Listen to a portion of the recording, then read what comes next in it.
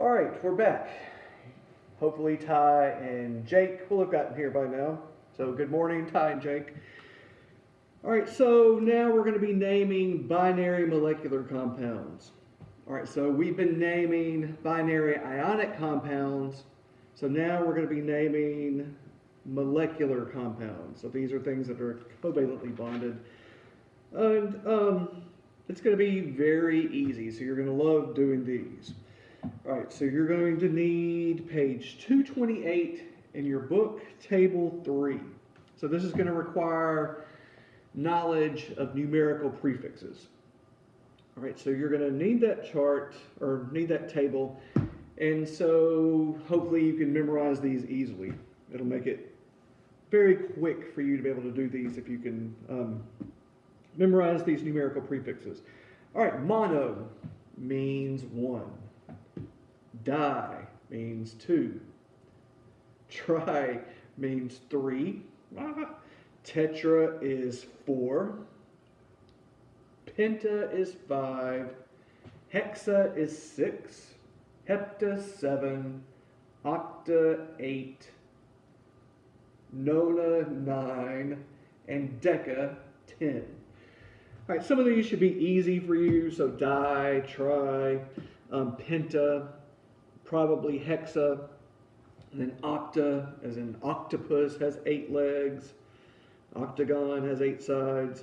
Right, a decade has 10 years. All right, the ones you may not be as familiar with are mono, tetra, hepta, 7, possibly hexa, 6, nona, 9. But memorize those. Mono, di, tri, tetra, penta, hexa, hepta, octa, nona, deca. All right, so it gives you an example in your book. So we're going to look at this formula. So we have phosphorus, and it tells us that there's 4 of those phosphorus molecules or atoms. All right, then we have oxygen. There's 10 oxygen atoms. All right, so we have 4. So what is the prefix? What is the prefix for 4? All right, so look at that table in your book on page 228, and the prefix for 4 is tetra. So this is tetraphosphorus, and it's tetraphosphorus. How many oxygens do we have? So we have 10. So what's the prefix for 10? And it's deca. So we're not going to call this deca oxide. We're going to call it decoxide. Decoxide.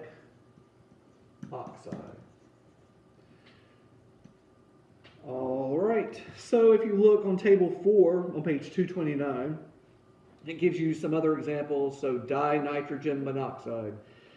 Nitrogen monoxide. So notice on nitrogen monoxide, so there's only one nitrogen, and you didn't have to say mononitrogen monoxide. So it's acceptable to say nitrogen monoxide and nitrogen dioxide. But if there's more than one nitrogen, you do have to put a prefix in front of it, like dinitrogen trioxide, and so forth. So you can look at those there on page 229.